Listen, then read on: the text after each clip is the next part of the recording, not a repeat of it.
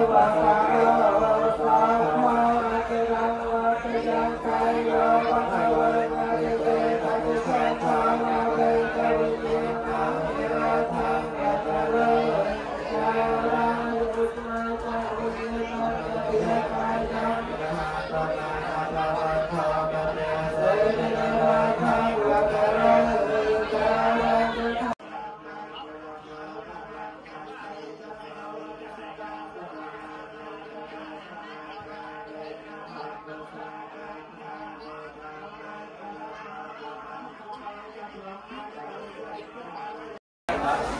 ạ. Cô đâu? Hãy subscribe cho kênh Ghiền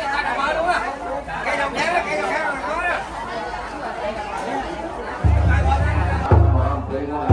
để không bỏ lỡ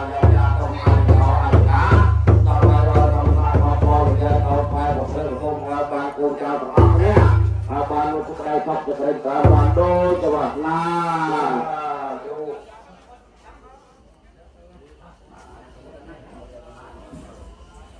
ตัวตัดตาตายาจะต้องไอ้ขอไอ้ก้า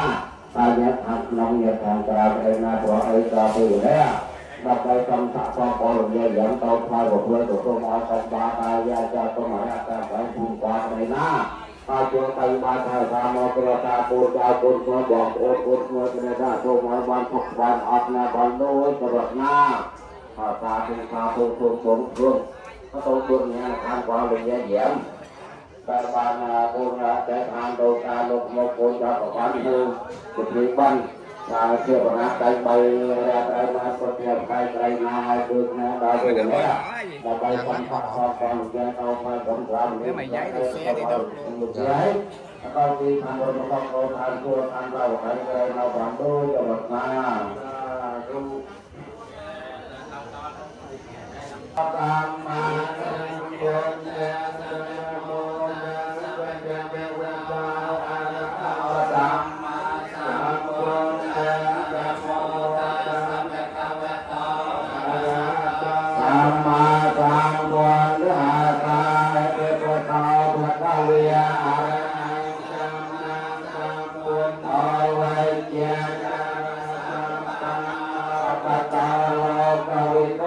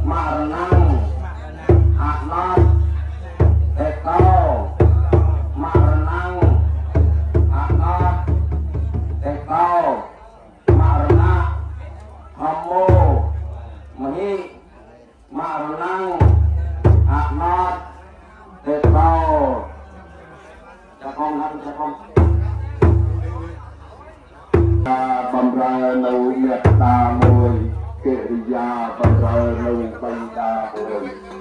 กิริยาต้องตรอกโดยปัจจุบัน ទាំងឡាយមួយការងារទាំងឡាយតែមានទុកមួយទាំងនេះយ៉ាងណាក៏អត់សមព្រោះស្ដីអស់លោកអ្នកយាយតាទៅជាពុទ្ធបរិស័ទហើយលោកយាយមានប្រការជាលោកនេះអូបានលោកក៏ហើយហើយទៅឆ្លងលោកប្រងឱកាសវាត្រង់ទៅរៀបរីទីគូចៅទាំងអស់ដែលទៅជាផ្ទះផ្លាតាមកាត់ឡើងពុទ្ធទីជាអនាគតដើម្បីឧទ្ទិសដួងវិញ្ញាណក្ខន្ធដល់បព្វតារិយជនគឺដែលលោកយាយយាមដែលតាមទទួលបានដល់តាមលោកមកហើយเราจัดเตรียมទាំងអស់เรียกบุกเตะน้องเคยเรียกเตะหักอันแต่ก็สร้างความสมานได้ต้องสูญแสนงามสูญเงินลูกราบปวนงานอันดัดละสายก็มาเจ็นปีพรามระรวยระไหลระไปปอนเทียนเอาได้เรียงจำขนมไปงัดถึงอัดเม็ดเงียบน้ำมูลน้ำดองก็เตย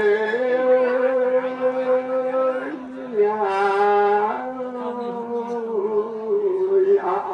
อันจารึรูปยังไรแต่งไปเทกายเสียธรรมดาสุดพอลูกค้าอันยังตกทั้งอนัตตาเม่นปัดชายน้ำมันเสียงกอดกระทายแต่งใจเรียบร้อยของบาดตะวันกาย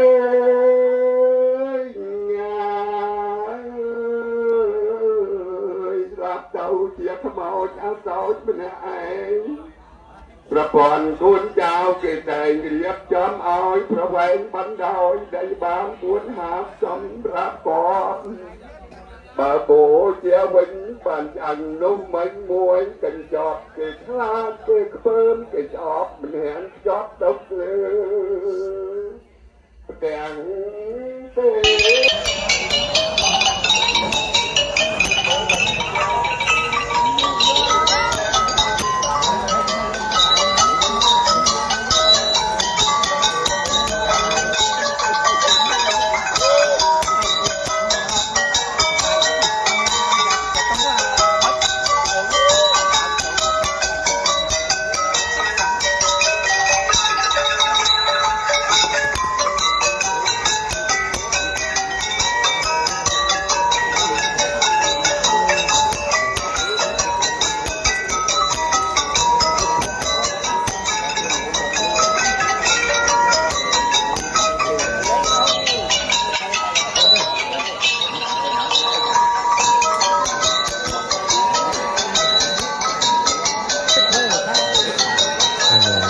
chuẩn bị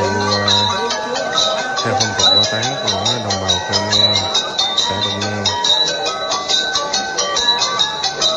Đây là dàn qua táng, gia đình tự làm luôn. Còn mấy thau nước là chuẩn bị là để tát vô khi mà lửa cháy nhiều.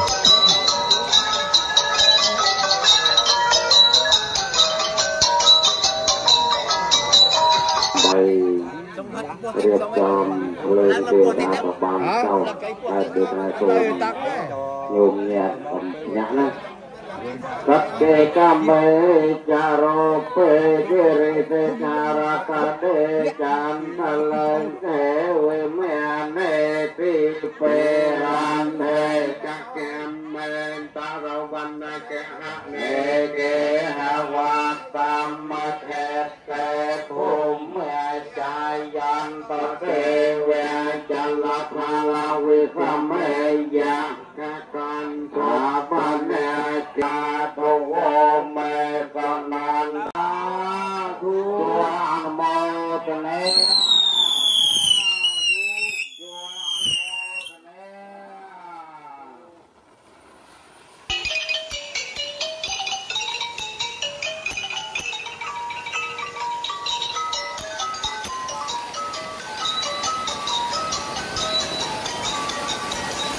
pháo hoa quá đẹp luôn.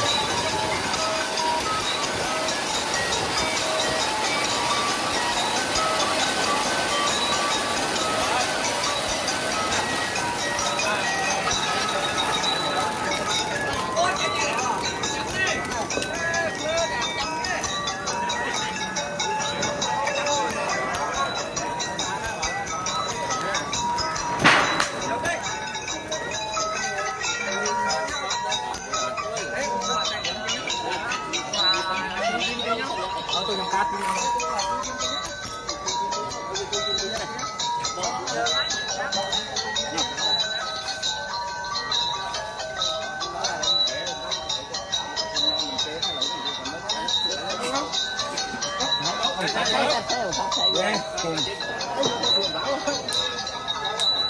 kẹt cho Minh Sậu là đạo nhận chi đó nữa. Cái Minh Sậu là đạo nhận chi đó nó đạo nhận chi đó. Không phải có chi Sậu.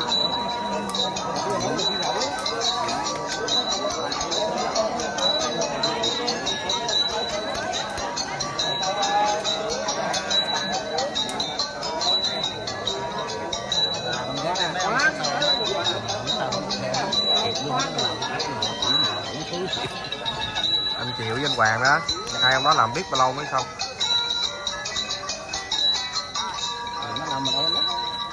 Trời anh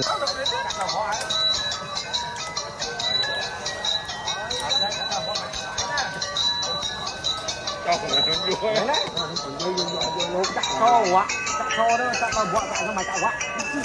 Bà đã đó. Rồi thế mà cho bỏ cho thuốc cầm xả đấy nó được ra cái đó ấy.